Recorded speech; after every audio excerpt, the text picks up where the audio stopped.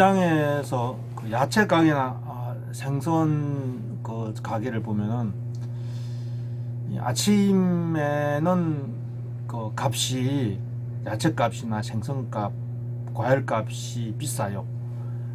그러나 이제 시장을 마감할 때 저녁 늦게쯤 되면은 값이 이제 막 떨어집니다. 그래서 막 싸게 팔아 제끼는 거죠. 왜냐하면 내일이 되면은 이제 시들고 이제 부패하기 때문에 값이 자꾸 떨어지는 거죠. 부패하면 값이 없어지는 거죠. 부패하고 시들고 썩어지면은 값이 사라지는 거죠. 마치 그 인생과 같습니다. 생선값 같아요. 그냥 아침에는 값이 비싸고 저물면은 값이 거의 없죠. 아이 때는 값이 엄청 높지만은 이제 가게에서 일하다 보면 90 넘은 사람들은 스스로도 값이 없어요. 스스로 자기 자신도 값이 없고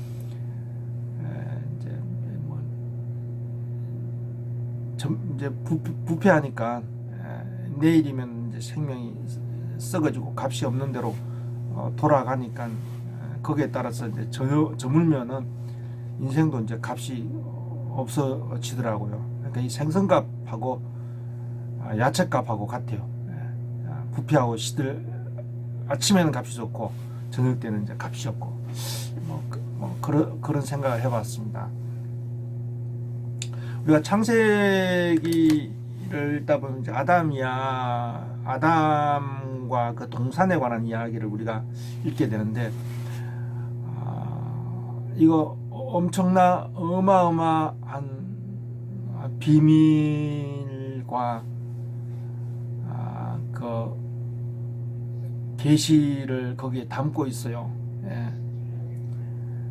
그것을 이제 사람으로서 진짜 발견할 수가 없는 거죠.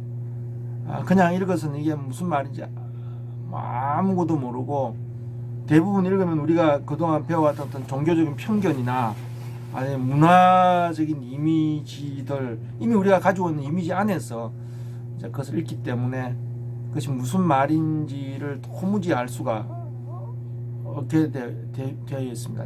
너무 안타까운 이야기, 너무 크고 중대한 비밀인데 요즘 세상은 이런 데에 대해서 관심이 거의 없는 것이 이제 안타깝습니다. 특별히 관심이 없는 자들이 이제 교인들이죠. 그 중에서도 특별히 더 성경에 관심이 없는 자들이 이제 목사들이라고 생각이 됩니다.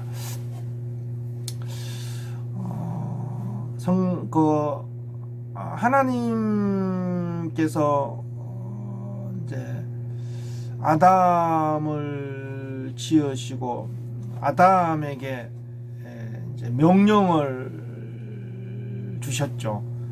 동산에 있는 모든 것을 누리라. 그러니까 아담에게 목으로 주신 거예요. 그의 분깃으로 주시고 이 분깃으로 동산과 동산의 모든 것을 주셨죠. 그건 아담이 일꾼으로 동산에 들어갔고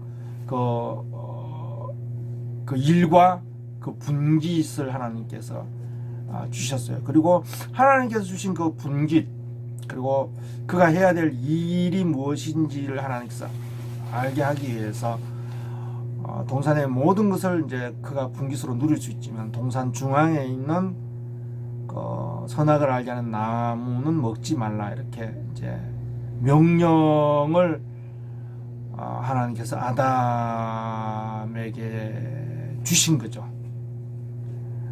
그리고 그 이후에 하나님께서 아담의 그 독처하는 것을 좋지 않다 하시고 그에게 그 아내를 이제 그의 갈비뼈로 만들어서 그에게 주셨어요. 얼핏 보면 참 웃기고 황당한 이야기 같지만 전혀 그렇지가 않습니다. 이 안에는 이루 말할 수 없는 이제 비밀들이 여기에 다 들어 있어요. 아내를 그 이후에 주셨어요. 그러니까 하나님께서는 그 아담에게 아내가 있기 이전에, 아담이 독처할 때에, 혼자 있을 때에 하나님께서 아담에게 명령을 주셨다라는 것입니다. 얼핏 생각하면은 하나님께서 아담과 뿐만 아니라 아내 하와까지 지으시고 그 두 사람을 불러놓고 하나님께서 명령을 이렇게 같이 주는 것이 더 공평하고 더 합당하지 않는가, 그리고 더 그 말씀 명령을 지키는데 더 효율적이지 않느냐 이렇게 생각할 수 있지만은 이제 그걸 전혀 또 그렇지가 않습니다. 그건 조금 생각해 보시면은 이제 그렇지가 않다라는 걸 알 수가 있어요. 왜냐하면 이 하나님께서 명령을 주시는데 있어서 아담이 독처할 때, 그리고 아내가 없을 때에 아담에게 명령을 주셨어요. 그리고 아담을 일꾼으로, 아내가 아니라 아담을 일꾼으로 들여보냈고, 그리고 아담에게 그 동산이라는 분깃을 이제 몫을, 일과 관계된 몫이죠. 몫을, 분깃을 하나님께서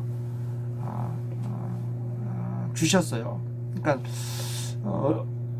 아내는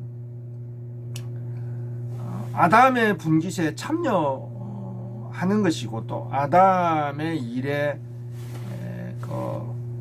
동력하는 것입니다. 동력하고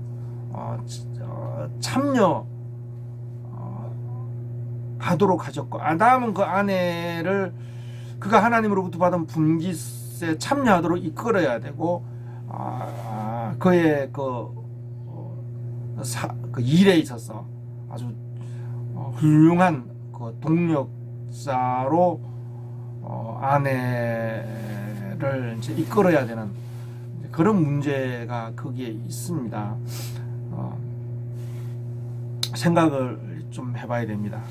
하나님께서 아담에게, 독자는 아담에게 주신 것이죠. 그래서 항상 이 명령은 아담에게 주신 것이고, 아담에게 주신 일이고, 아담에게 주신 분깃이죠.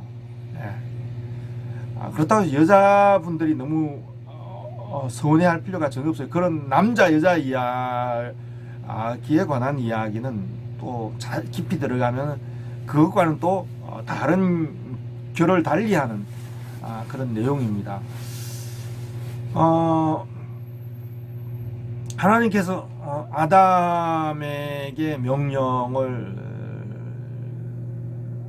주셨죠. 아담이 하나님으로부터 이 명령을 받았단 말이죠. 그래서 우리가 단순히 생각할 때 아담이 하나님으로부터 명령을 받았다 이렇게 생각하는 것을 더 진전을 시켜야 되는 것이죠. 아담은 하나님으로부터 명령을 받았는데, 그 명령은 함께 한 몸을 이루어야 될 아내와 그 한 몸을 이루는 그 자리에 이루고, 함께 기업을 차지하고, 함께 동산을 누리고, 함께 그 하나님께서 맡기신 그 일에 동력하는, 거기에 그런 그 한 몸의 방향을 따라서 봤을 때에 아담이 하나님으로부터 명령을 받았다라는 것은 무슨 말이냐 하면, 바로 아담이 말하는 권세를 받은 거죠. 이 말하는 권세를 아담이 받은 거단 말이죠. 아담이 권세를 받은 거단 말이죠. 바로 인도하는 권세, 말씀을 밝히는 권세. 말씀을 밝혀서 하나님께서 주신 기업과 하나님께서 맡기신 일과 하나님으로부터 오는 분깃을 드러내는 그 말씀을 맡은, 그 말씀을 맡은 것은 바로 말씀을 밝히고 말씀을 말하는 권세. 이건 권세를 받은 거단 말이죠. 단순히 아담이 혼자 있을 때, 아담이 독자할 때, 아담이 이 명령을 받았다는 것은 뭐냐면 아내와 한 몸을 이루는 그 과정 속에서는 이 아담이 받은 말씀은 뭐냐면 하나님 말씀에 대해서 밝히고 또 증거하고 드러내는 그 말하는 권세로서 아담이 그 명령을 받았다라는 것은 그런 의미단 말이죠. 말하는 권세 를 받은 것이죠. 사실 그 하나님의 말씀이 아담에게 주어졌을 때, 아담에게 사실 하나님께서 말하는 권세뿐만 아니라 그 하나님께서 아담에게 준 말씀 안에는 이루 말할 수 없는 그 부요한 목, 그죠? 엄청난 부요한 분기세, 부유한 몫에 관한 권리를 아담에게 주신 거단 말이죠.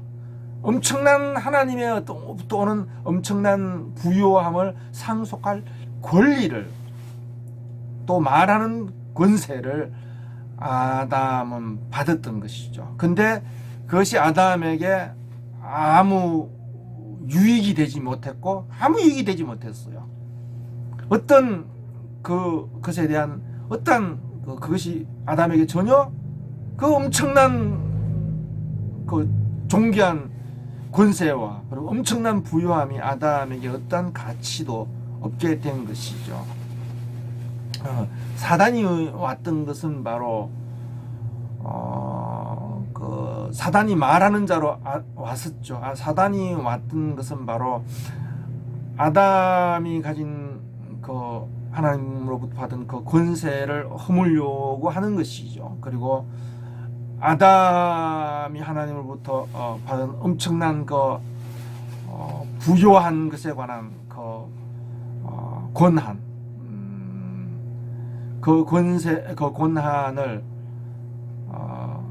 분기세에 관한 권한을 헛되게 하고 무익되게 하고 그리고 아무 가치 없게 하기 위해서 하려고 이제 그 가치를 속이려고 사단이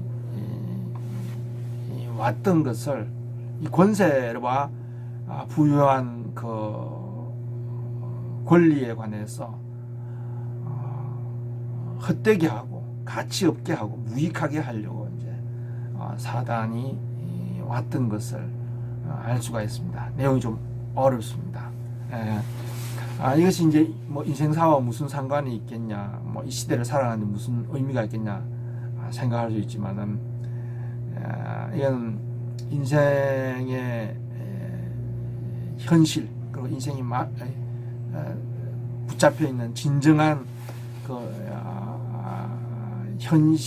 현실을 드러내고 그 현실에 대해서 하나님의 그 뜻을 이렇게 보여주는 그런 이제 비밀한 계시가 창세기 2장 3장에 잘 기록되어 있습니다.